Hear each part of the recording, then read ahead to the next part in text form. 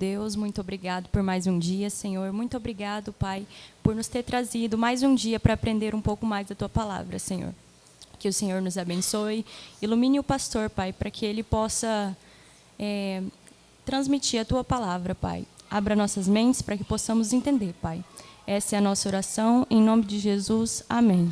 Amém, amém. Muito bem, irmãos, eu vou fazer a pergunta e a igreja então responderá. Pergunta 55 do Catecismo Maior. Como faz Cristo a sua intercessão à igreja? Cristo faz a sua intercessão, apresentando-se em nossa natureza, continuamente perante o Pai do céu, pelo mérito da sua obediência e sacrifício cumpridos na terra, declarando ser a sua vontade e aplicável a todos os crentes, respondendo a todas as acusações contra eles, adquirindo-lhes paz de consciência, não obstante as faltas diárias, dando-lhes acesso com confiança ao trono da graça e aceitação das suas pessoas e seus serviços. Muito bem, irmãos, nós estamos estudando a seção 9ª do Catecismo Maior, que fala sobre a obra do mediador Cristo Jesus. E essa seção do Catecismo, basicamente, ela é dividida em dois aspectos. Nós falamos sobre a humilhação de Cristo Jesus e falamos também sobre a sua exaltação. E nós estamos, então, estudando essa segunda parte, que da pergunta de número 50 até a 56, fala justamente sobre a exaltação do nosso mediador. A nossa aula de hoje ela é dividida em 7 tópicos, conforme o próprio conteúdo da resposta da pergunta 55 do Catecismo. Então, a pergunta é a seguinte: como Cristo faz a intercessão pelo seu povo? Então, separando ali as partes que constituem a resposta da pergunta do Catecismo Maior, nós destacamos os seguintes pontos. Então, Cristo faz a intercessão pelo seu povo, comparecendo continuamente diante do Pai, apresentando diante do Pai os seus méritos. E quais são os méritos de Cristo? A obediência e o sacrifício, aplicando a sua obra, não a todos os homens, mas aplicando a sua obra a todos os crentes, respondendo a de todas as acusações, concedendo paz de consciência, nós vamos tratar sobre essa questão, concedendo acesso ao trono da graça e concedendo a aceitação do serviço prestado pelo seu povo.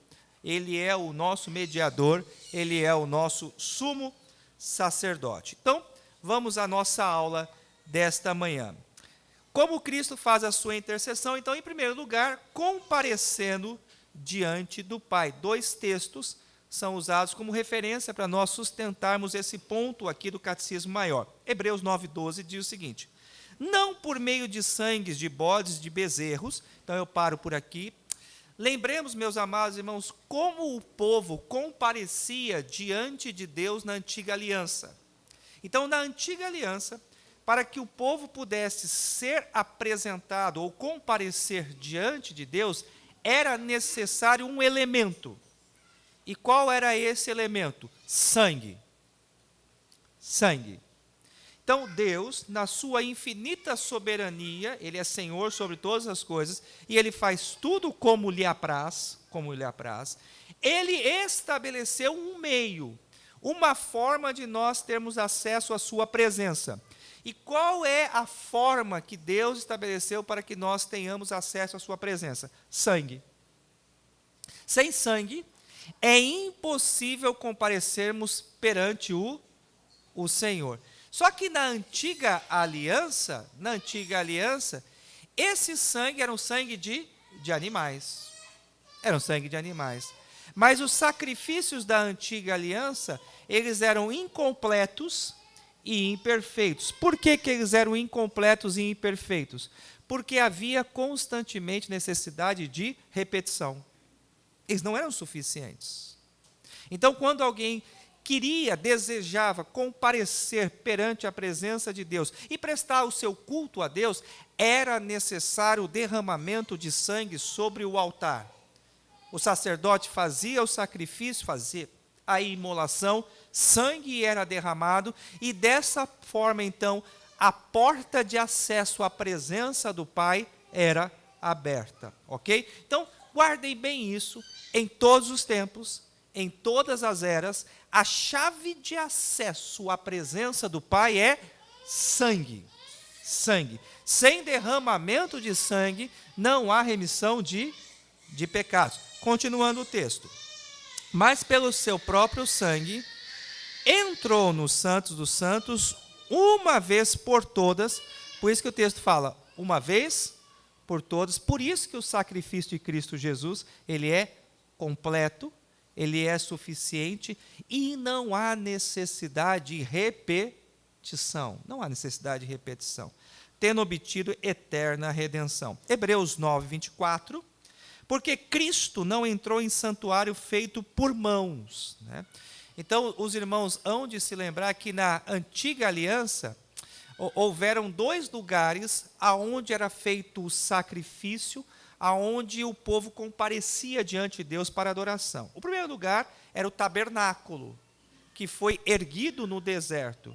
E o segundo lugar foi o templo, construído por Salomão, reconstruído depois do exílio e reformado no tempo de Herodes. Né? Então, houveram 2 grandes reformas ao templo, até que no ano 70, o general Tito, a mando do imperador Vespasiano, destruiu o templo. Então, o autor aos Hebreus, ele menciona justamente esse aspecto, que Jesus ele não entrou nem no tabernáculo, nem no templo, para fazer a expiação, para oferecer sacrifício. Figura do verdadeiro, porém no mesmo céu, para comparecer agora por nós diante de Deus. Jesus ele tem 3 figuras muito interessantes que são aplicadas à obra da salvação. Primeiro, Jesus ele é o sacrifício. Ele é o Cordeiro de Deus que tira o pecado do mundo.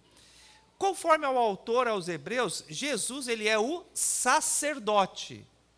Ele é o sacrifício e ele é o sacerdote. E Jesus também, ele é o templo.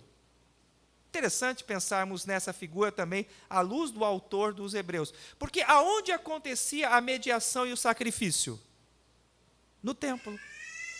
E Jesus, ele reúne em si o sacrifício e a mediação, e ele é também o templo.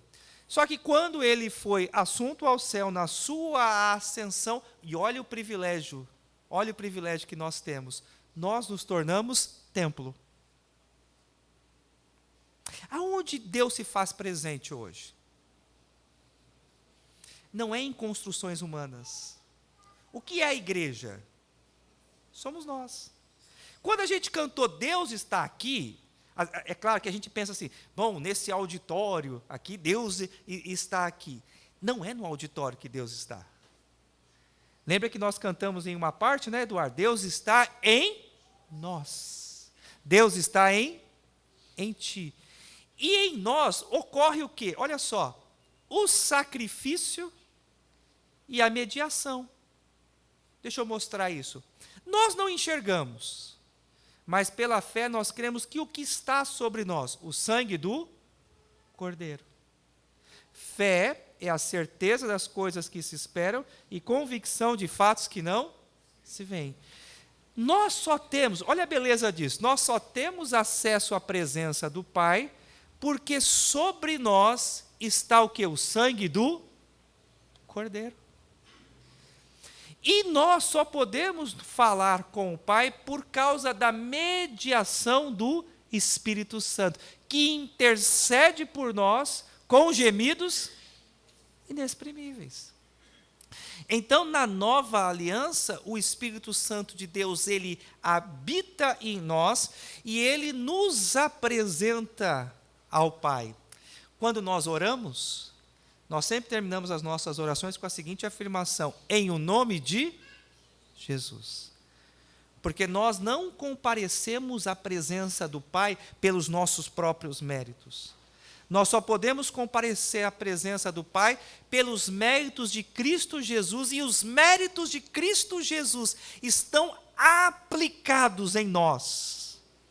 Nós não vemos o sangue, mas ele está em nós.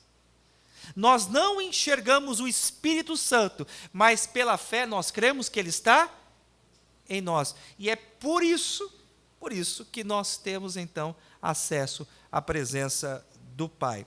Então, sobre a presença do Filho junto ao Pai, eu quero destacar aqui 3 pontos. Ela é definitiva. Existe a possibilidade do Filho se afastar da presença do Pai? Não, de forma nenhuma.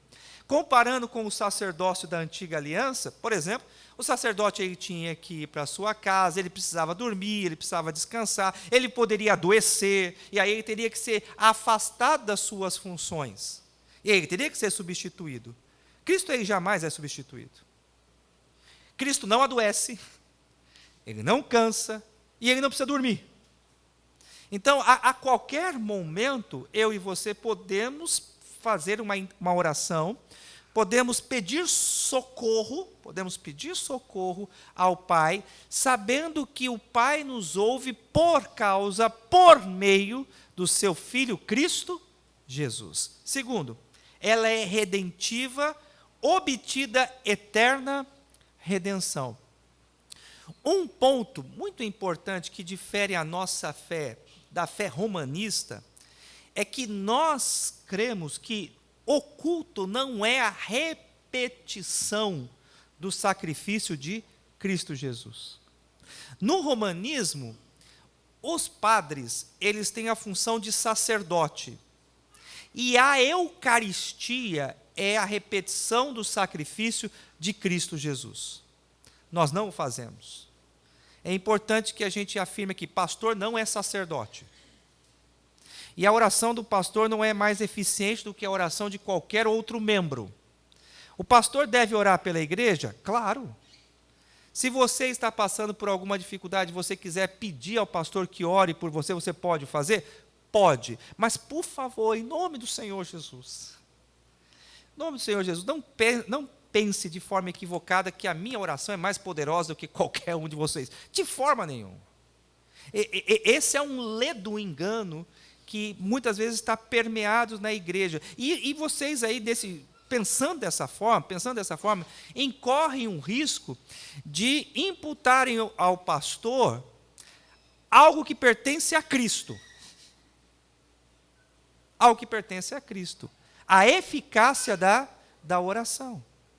A oração ela é eficaz não por quem ora, mas a oração ela é eficaz por causa de Cristo Jesus. Então, no âmbito da igreja, as nossas orações, pastores, presbíteros, oficiais, elas estão todas no mesmo nível.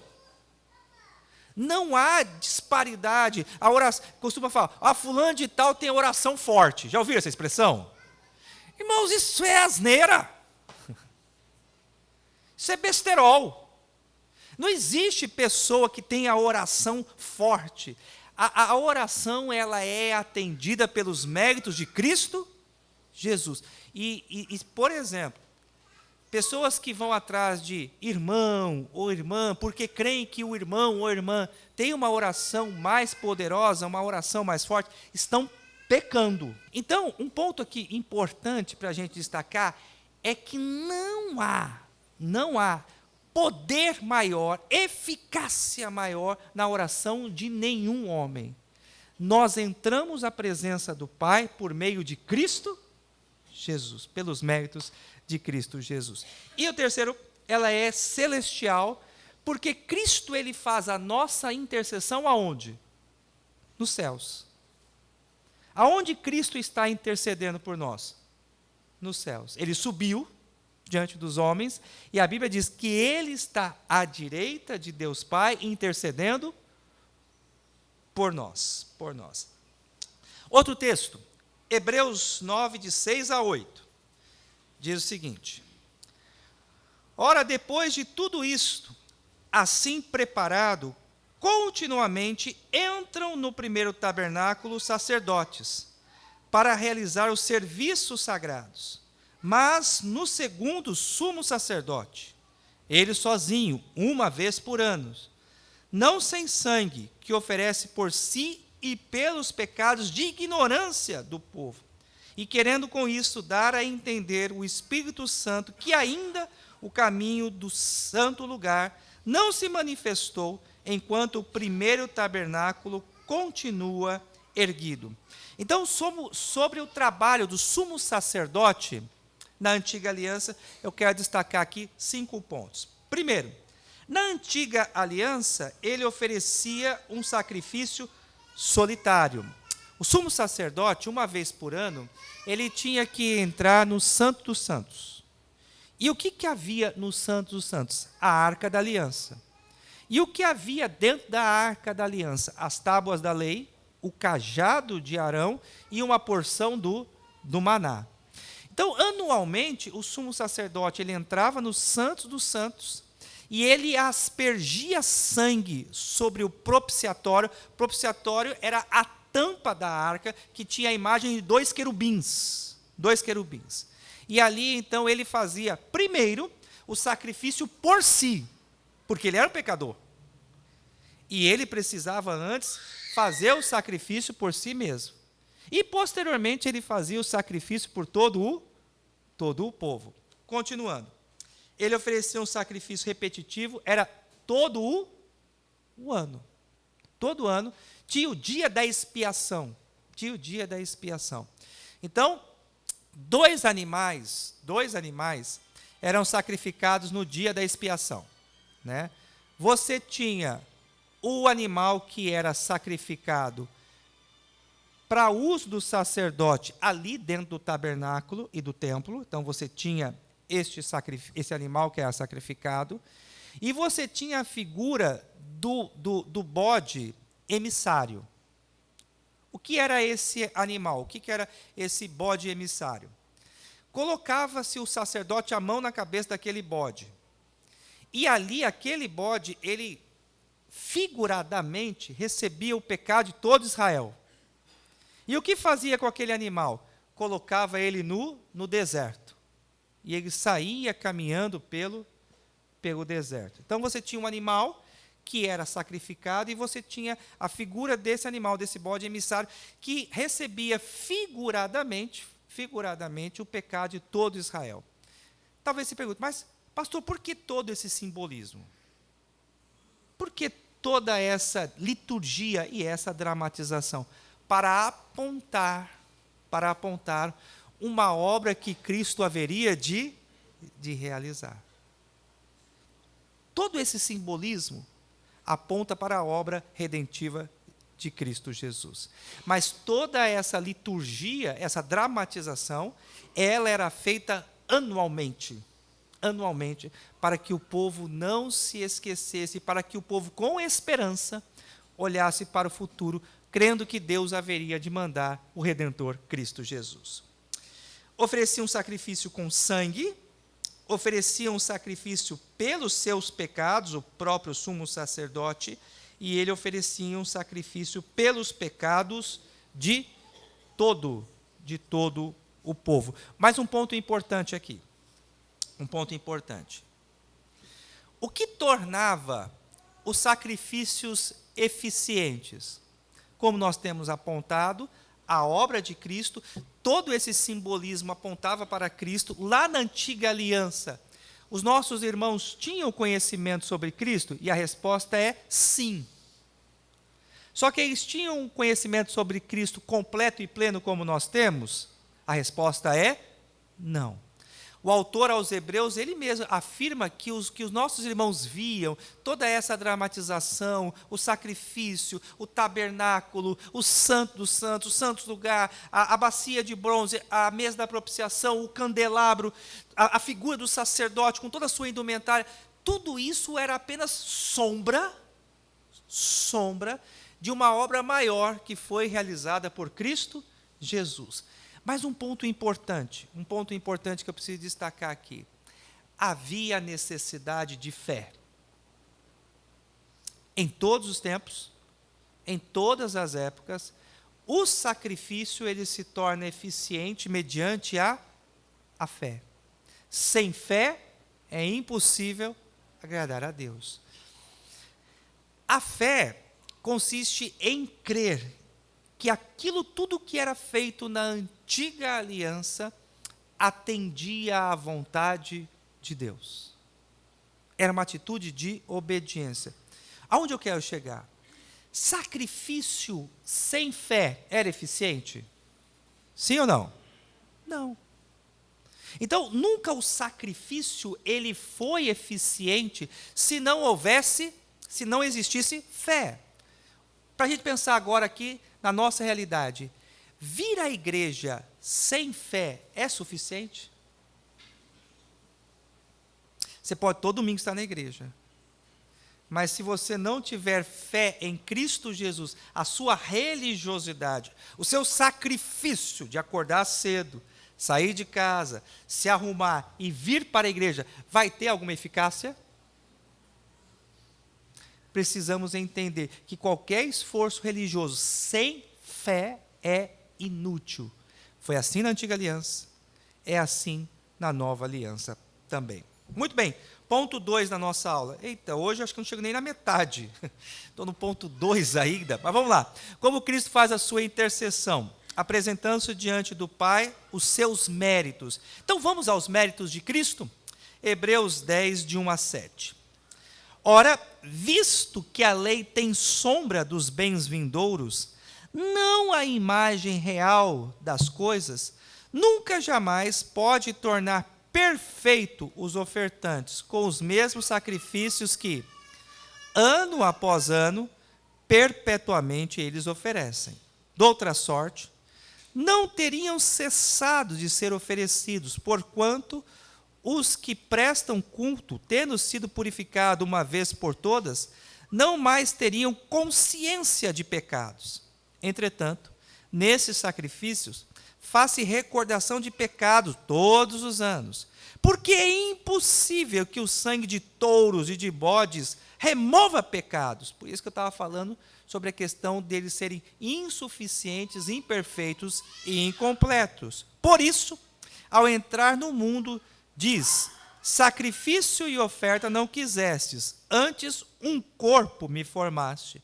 Não te deleitastes com holocaustos e ofertas pelo pecado. Então eu disse: eis aqui estou, no rolo do livro está escrito a meu respeito, para fazer, ó Deus, a tua vontade. Então, quando nós consideramos a obra de Cristo, os méritos de Cristo, nós chegamos a algumas conclusões. E quais são as conclusões que os méritos de Cristo nos levam? Primeiro, a imperfeição do homem. É possível um homem obedecer plenamente à lei de Deus? Não. Ninguém pode dizer assim: eu obedeço perfeitamente à lei de Deus. Eu cumpro a lei de Deus perfeitamente. E existem duas causas bíblicas que nos levam a essa conclusão. A primeira causa bíblica, o chamado pecado original. Lembremos de Salmo 51, 5. Eu nasci na iniquidade e em pecado me concebeu a minha mãe. Ou seja, todos nós já nascemos manchados pelo pecado. Todos nós nascemos manchados pelo pecado. Ninguém nasceu isento da mancha do pecado original. Segunda causa, os pecados que a gente chama de casuais. O pecado dia a dia. O próprio Senhor Jesus, ele diz que quando nós, na mente, já pensamos algo mal, nós já pecamos. E há duas categorias também de pecados. Há o pecado por ações, pecado que a gente comete, e existem os pecados por omissão. Deixar de fazer algo conforme a vontade de Deus também é o quê? É pecado. Então a gente peca em fazer e a gente peca em não fazer. Além disso, existem os pecados voluntários e os pecados involuntários. No Salmo 19, Davi, ele pede ao Senhor: Senhor, absolve-me das faltas que me são ocultas. Então, vejam, os pecados casuais, eles se dividem aqui em algumas classificações. E quais são as classificações do pecado casual? Primeiro, pecamos por ação ou por omissão. E os pecados casuais, eles ainda são divididos em pecados voluntários e pecados involuntários. Diante desse espectro aqui todo, chegamos à seguinte conclusão: é possível alguém não pecar? Todos nós pecamos. Pecamos porque nascemos pecadores e pecamos por causa do pecado casual. Ainda falando sobre esta questão, os méritos de Cristo nos apontam para a imperfeição dos sacrifícios da antiga aliança. Conforme o texto que nós acabamos de ver, esses sacrifícios eles eram repetidos, e além disso, só para a gente pensar, você foi lá, fez o sacrifício, e aí na antiga aliança está voltando para casa, aí você tropeça na pedra, e aí você xinga, já pecou, tem que voltar para trás e fazer outro sacrifício. Então, haja animal. Haja animal. Haja animal. Então, os sacrifícios da antiga aliança, eles eram o quê? Imperfeitos. Incompletos. Eles apontavam para aquilo que seria perfeito, para aquilo que seria completo, que é o sacrifício de Cristo Jesus. E a imperfeição do sacerdócio também da antiga aliança relata a própria imperfeição do sumo sacerdote. Como é que o sumo sacerdote, no dia da expiação, ele entrava no Santo dos Santos? Amarrava-se uma corda aqui na região da sua barriga. E os sacerdotes, então, ficavam no santo lugar. E aí o sumo sacerdote, ele entrava no Santo dos Santos. Além disso, era colocado no seu pé um tipo de um chocalhozinho, um guizo. Um guizo. Então, e ele ia entrando e ele dava voltas ali em torno da arca da aliança, aspergindo sangue. Imagina o medo daquele homem. Imagina o pavor. E alguém vai perguntar: mas pastor, por que da corda? Porque se os sacerdotes deixassem de ouvir o barulhinho, puf, o sacerdote havia morrido. Foi consumido ali pelos pecados. Aí puxava o corpo. Mas pastor, mas por que tudo isso? Por que todo esse rigor? Para mostrar, meus amados irmãos, que a igreja, ela precisa ter diante de Deus santo temor. Santo temor. E para a seriedade e também para a eficácia da obra de Cristo. Então, tudo isso, todo esse drama, como eu disse, tinha um propósito. O propósito era apontar para a grandeza, a seriedade e a santidade da obra de Cristo Jesus. Ok? Muito bem, ponto 3 de nossa aula. Como Cristo faz a sua intercessão, aplicando a obra a todos os crentes. A todos os crentes. E é importante a gente destacar que a nossa confissão de fé e o Catecismo Maior também, eles fazem essa observação bem clara. A obra de Cristo, ela vai ter aplicabilidade a todos os homens? Sim ou não? Não. Vai ter aplicabilidade a quem? Aos crentes, aos eleitos, aos escolhidos, aos filhos de Deus. Irmãos, a gente só consegue crer nisso tudo, por causa da obra do Espírito Santo de Deus em nós, que nos convence do pecado, da justiça. E o que é justiça? Justiça, meus amados irmãos, é todo esse processo que nós acabamos de descrever. E, biblicamente, o conceito de justiça é o processo que Deus estabeleceu para que os seus filhos fossem justificados dos seus pecados. Dos seus pecados. O que é próprio da natureza humana? O que é próprio da natureza humana? É próprio da natureza humana nós procurarmos estabelecer uma justiça ou um meio para a nossa própria justificação. Deixa eu dar um exemplo disso. Boa parte das religiões vê em Cristo apenas como um acessório. Vê em Cristo apenas como um apêndice para a salvação.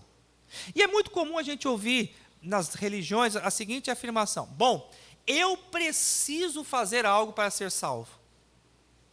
Eu preciso buscar a minha salvação. Eu preciso me esforçar para alcançar a vida eterna. Já ouviram isso? O que essas religiões elas estão ensinando? Que o homem, ele constrói ou ele busca a sua própria justificação. Só que o homem ele é incapaz de se justificar. Quem opera em nós a justificação é o Espírito Santo pelos méritos da obra de Cristo Jesus. Então, um ponto importante que eu espero que vocês consigam com essa informação distinguir a verdadeira e a falsa religião. Toda religião que dá ao homem algum mérito na sua salvação, é falsa. Destoa da verdade. Porque só há um meio do homem alcançar a sua redenção. Só há um meio pelo qual o homem tem acesso à presença do Pai. E qual é este meio? Cristo Jesus. Eu sou o caminho, a verdade e a vida. Ninguém vem ao Pai senão por Cristo, senão por Ele. Ok? Pastor, então quer dizer que eu não preciso fazer nada de bom? Quer dizer que eu não preciso ser honesto, verdadeiro, reto, cumprir os meus compromissos? Não. As nossas chamadas boas obras não é para sermos salvos, mas realizamos as boas obras porque fomos salvos, porque somos salvos. Então, a boa obra, aquilo que a gente faz, a nossa adoração, vir à igreja, não é para alcançar a salvação, mas é porque fomos salvos. É uma resposta àquilo que Cristo ele fez por nós. E, irmãos, encarecidamente eu peço que vocês guardem isso. Que nós não somos salvos porque no domingo a gente vem para a igreja ou agora no auditório do CEJA. Não. Nossa salvação, ela repousa completamente, plenamente nos méritos de Cristo Jesus. Não é o homem, não é aquilo que a gente faz, mas é o que o nosso Redentor, ele fez por nós na cruz do Calvário. Ok? Muito bem. Então, a aplicação à obra é a todos os crentes. João 10, 27 a 29, texto maravilhoso que nos traz plena certeza da nossa salvação. As minhas ovelhas, palavra do nosso amado Senhor, as minhas ovelhas ouvem a minha voz. Eu as conheço. Que afirmação maravilhosa, né? Essa expressão aqui, eu as conheço. Só Jesus sabe fazer a distinção, ou consegue fazer a distinção entre o joio e o trigo, entre as ovelhas e os bodes. Jesus, ele conhece verdadeiramente aqueles que pertencem a ele. Só ele sabe. E elas me seguem. Versículo 28. Eu lhes dou a vida eterna, promessa que Jesus faz a todos os crentes, jamais perecerão. E esse jamais perecer aqui, meus amados irmãos, não é uma referência a nós sermos imortais e não morrermos aqui, ok? Esse jamais perecerão é uma referência à condenação eterna. A condenação eterna. Então, os crentes, eles possuem a vida eterna. E porque eles possuem a vida eterna, jamais perecerão. Prosseguindo aqui. E ninguém as arrebatará da minha mão. Aquilo que meu Pai me deu é maior do que tudo, e da mão do Pai ninguém pode arrebatar. A aplicabilidade da obra de Cristo se dá quando? Em ouvirmos a sua voz. Como é que você vai verdadeiramente saber que pertence a Cristo? Quando você ouvir a voz de Cristo. E a pergunta é: como Cristo fala? Por onde ouvimos a voz de Cristo? Aonde encontramos a voz de Cristo? Na palavra, na Bíblia. Só há um lugar em que nós ouvimos claramente a voz de Cristo.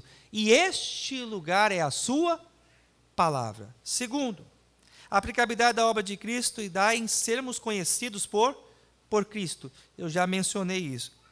Em segundo, em seguirmos a Cristo. E aí vem a questão da fé e a relação das obras. E a gente vê no versículo 27, cronologicamente, esse passo a passo. Né? Então, as ovelhas, elas ouvem a voz de Cristo. E a voz de Cristo é irresistível.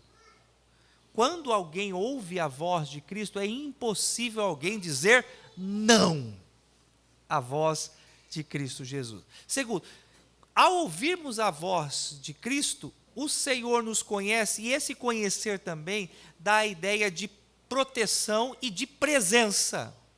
O Senhor é meu pastor e nada me faltará. Ele vai me levar para lugares de paz, pastos verdejantes e águas de descanso. Mas Ele também está comigo quando eu passo por momentos difíceis. No vale da sombra da morte, a tua vara e o teu cajado me consolam. Então, a ideia aqui do conhecimento do pastor, do conhecimento de Cristo, é também trazer conforto em saber que Ele está conosco sempre. E aí vem a atitude. Porque ouvimos e somos conhecidos dele, o que nós fazemos? Nós o seguimos. E seguir implica em obediência. Quem pode se considerar amigo de Cristo? João 15, 14. Vós sois meus amigos, se fizerdes aquilo que eu vos mando. Então, a nossa intimidade com Cristo, ela não é construída apenas pelo aspecto religioso, mas a nossa intimidade, o andar com Cristo, se dá no dia a dia por meio da obediência em fazer a sua vontade. Termos a vida eterna é uma promessa maravilhosa e reafirmamos aqui a nossa fé. Uma vez salvos para sempre. Não existe ex-filho. É impossível que um crente ele perca a sua salvação. Mas aí alguém vai dizer assim: pastor, então quer dizer que o crente é salvo e ele pode, então, já que ele é salvo e que o crente não perde a salvação, ele pode viver no pecado? A resposta é não. Por que a resposta é não? Veja a característica das ovelhas: elas me seguem. A ovelha, ela não vai viver no lamaçal, na sujeira. Quem vive na imundícia, na sujeira, é porco. As ovelhas de Cristo Jesus, elas às vezes se sujam, mas elas voltam ao seu pastor, e a figura é belíssima. E o que o pastor ele faz? Ele limpa as ovelhas. Ele purifica as ovelhas para que essas possam lhe seguir. Então, é importante que nós compreendamos que a ovelha ela tem uma forma diferente de viver, ela age de forma diferente e ela tem prazer em ouvir a voz do seu Senhor. Cristo ele faz a intercessão por nós, respondendo a todas as acusações. Então, e esse é um ponto importante aqui também na nossa aula. Vamos lá então. Satanás é descrito na Bíblia como o acusador. E a palavra diabo, uma das traduções da palavra diabo é acusador. Acusador. O diabo, ele é acusador. E nós temos uma narrativa que mostra claramente essa acusação. Por exemplo, temos o caso de Jó. Jó 1, de 9 a 11, diz o seguinte. Jó 1, de 9 a 11. Então respondeu Satanás ao Senhor: porventura, Jó, debalde teme a Deus? Ou seja, Jó sinceramente teme ao Senhor? Essa foi a pergunta que Satanás fez a Deus. Será que é sincera a devoção de Jó? Resposta, versículo 10. Acaso não o cercaste concebe a ele a sua casa e a tudo quanto tem? A obra de suas mãos abençoastes, e os seus bens se multiplicaram na terra. Versículo 11. Estende, porém, a mão, e toca-lhe em tudo quanto tem, e verás se não blasfema contra ti na tua face. Então, afirmações que a gente destaca aqui. Primeiro, Satanás quis colocar à prova a fé de Jó. E o argumento de Satanás é o seguinte: Deus, Jó só lhe obedece, Jó só lhe é fiel porque o Senhor tem cercado ele de bens. De bens. 2. Satanás quis colocar à prova a fidelidade de Jó. E esse momento aqui é importante a gente refletir o porquê que Deus muitas vezes permite que a gente passe por lutas e por dificuldades. E eu creio que nesse texto de Jó, nós encontramos um dos propósitos, um dos motivos porque Deus permite que nós muitas vezes passemos por lutas e por dificuldades, para provar a nossa fé. Não foi assim com Jó? Por que Deus permitiu que Satanás tocasse em tudo que Jó tinha? Para provar a sua fé. Nossa fé nunca é provada na abundância de recursos, na estabilidade que nos cerca, de forma nenhuma. A nossa fé, ela é provada nas lutas e nas dificuldades. Então Deus permite que nós passemos por problemas, enfermidades e lutas a mais, para que a nossa fé seja dessa forma provada. Para que nós possamos dar um testemunho diante dos homens e até mesmo diante dos anjos, do nosso amor ao Senhor, Um outro texto, Apocalipse 12, de 9 a 10, esse é um texto que possui algumas interpretações, mas eu quero colocar aqui a interpretação majoritária da igreja. Apocalipse 12, de 9 a 10. E foi expulso o grande dragão, a antiga serpente, que se chama Diabo e Satanás. Então, o texto aqui fala justamente sobre a expulsão de Satanás do céu. O sedutor de todo o mundo, sim, foi atirado para a terra, e com ele os seus anjos. Aonde Satanás ele está? Na terra. E Satanás ele está na terra, cercado e servido pelos seus anjos.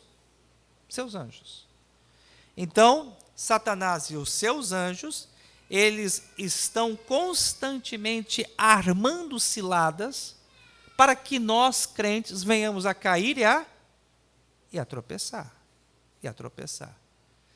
Prosseguindo aqui. Então ouvi grande voz do céu proclamando: agora veio a salvação, uma referência à vinda de Cristo, o poder, o reino do nosso Deus e a sua autoridade do seu Cristo.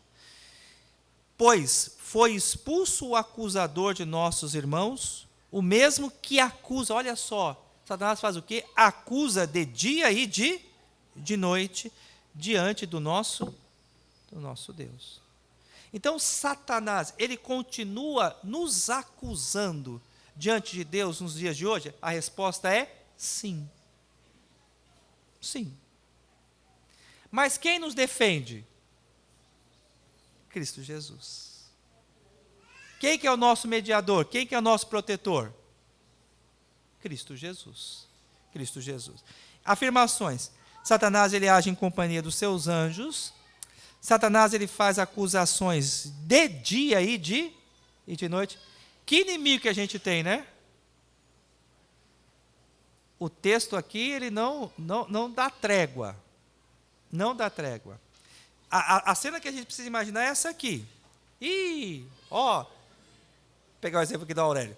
Senhor, o Aurélio só lhe é fiel porque o Senhor tem dado a ele filhos, tem dado a ele esposa, porque o Senhor tem sustentado, porque o Senhor tem dado um emprego a ele. Só por isso que o Aurélio lhe é fiel. Lá está o diabo fazendo isso. E aí como Deus responde? Não. Aurélio lhe é fiel, Pai, porque eu o salvei. Porque eu o redimi. Porque eu morri na cruz por ele. Porque ele é amado do Senhor, porque ele é guardado pelo Senhor. É dessa forma que Cristo Jesus, ele age em nosso favor. E vejam, não é porque o Alessandro ou o Aurélio são bons, mas a proteção e a defesa que Cristo faz a nós é pelos seus próprios méritos. Vocês entenderam isso? Quando Cristo ele nos defende não apontando as nossas virtudes. Não, o Aurélio esse ano, o senhor pode ficar, que ele cumpriu 70 plantões da ajuda. Não é por isso, mas é porque Cristo o salvou, porque Cristo o amou, porque Cristo deu a vida por ele. E é dessa forma que nós somos guardados e protegidos das acusações.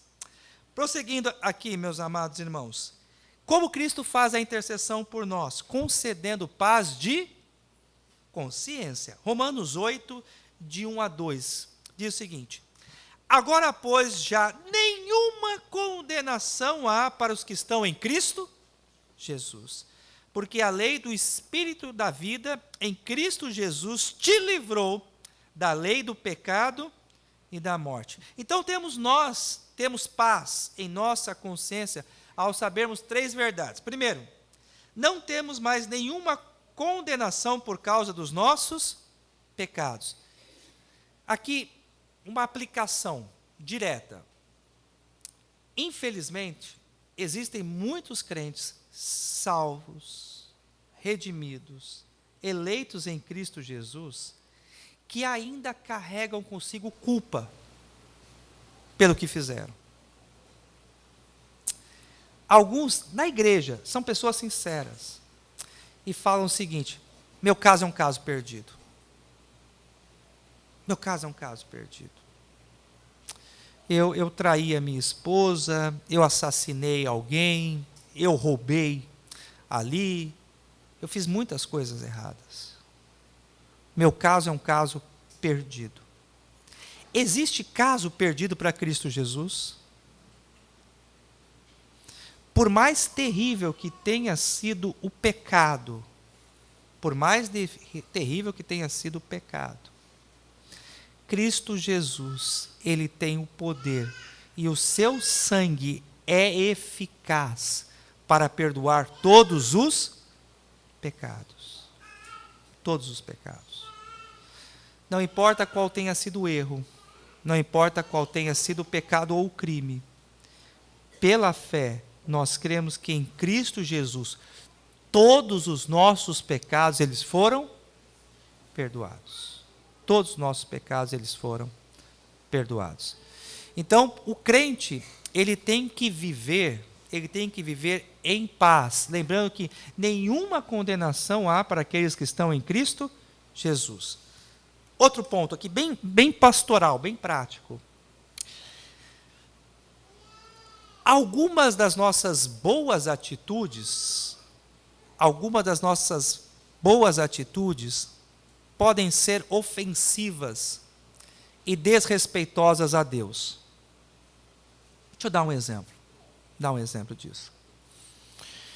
Às vezes a gente pode cometer um pecado e a gente ora, Senhor, perdoa meu pecado.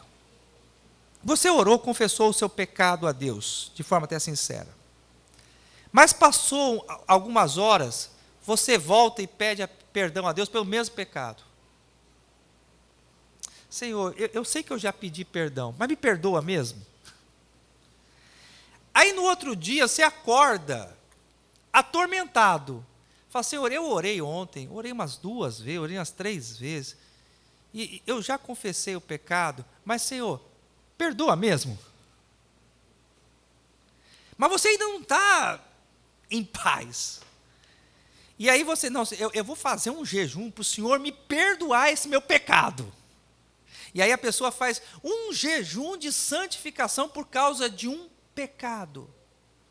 Vejam, são práticas piedosas, sim ou não? Sim ou não? Agora o ponto é, agrada a Deus?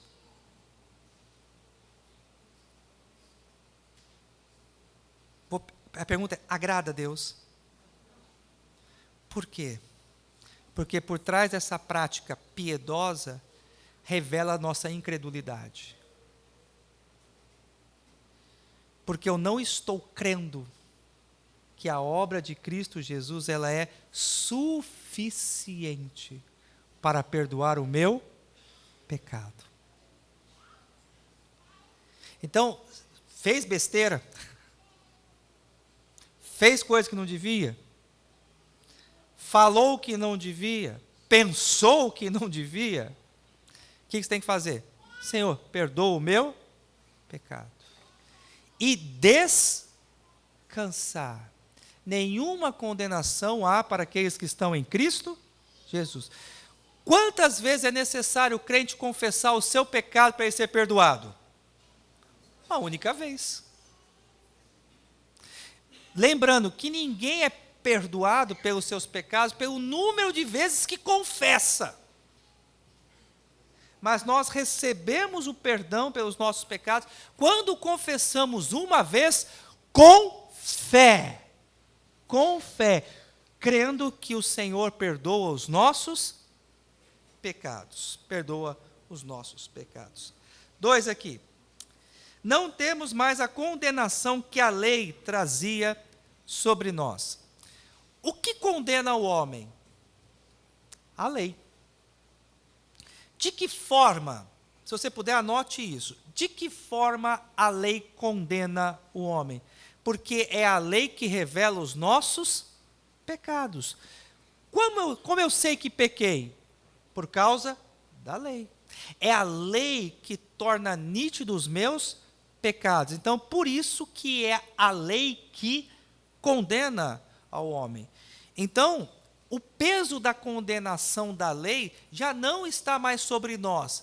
E por que já não está sobre nós? Porque Cristo, ele cumpriu, guarde bem isso, Cristo, ele cumpriu perfeitamente a lei em nosso lugar.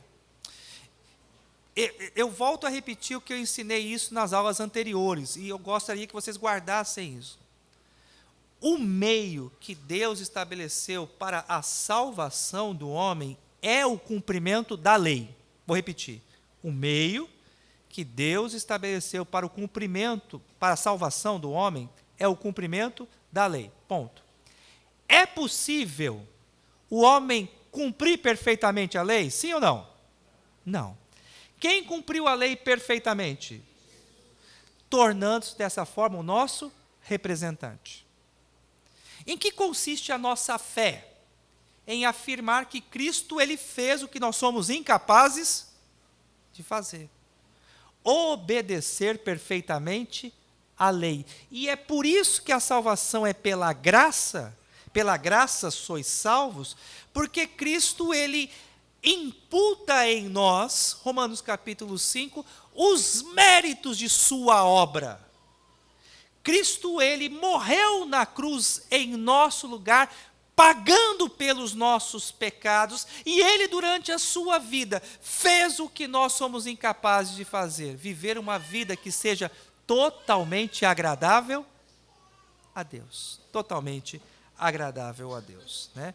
E diante disso também, nós não podemos ter medo da morte. Ter medo da morte. Vou falar um pouquinho sobre essa questão. A morte física, ela nunca será plenamente aceita por nós homens, pelos salvos, pelos crentes. A gente se conforma.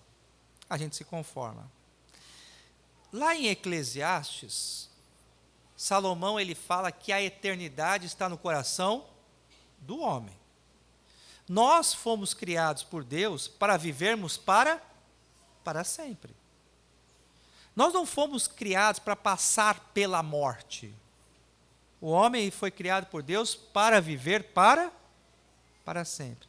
Então, portanto, quando nós nos deparamos com a realidade da morte, da doença, a gente se conforma em envelhecer, a gente se conforma em passar pela morte, mas a gente precisa ser maduro o suficiente para compreender que a gente não vai aceitar plenamente de bom grado a morte, porque fomos criados para a eternidade, fomos criados para viver no Éden, e a gente está fora do Éden, e a nossa existência aqui ela é limitada.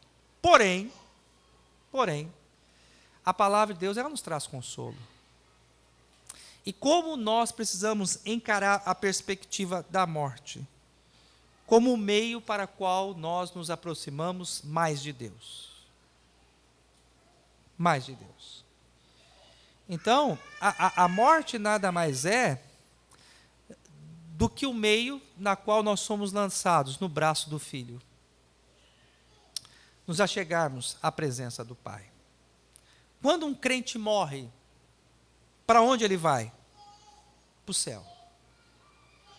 E passa a desfrutar no céu, da presença de Deus. E qual é a coisa mais importante do céu? É a ausência de sofrimento? É a ausência de dor? Não. Nunca nos esqueçamos disso. A coisa mais importante para nós do céu é a presença de Deus. Então, o crente ele tem, por causa da obra de Cristo Jesus, esperança.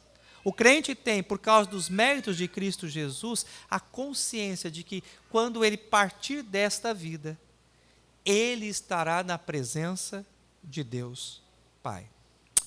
Que Deus nos abençoe e nos conforte.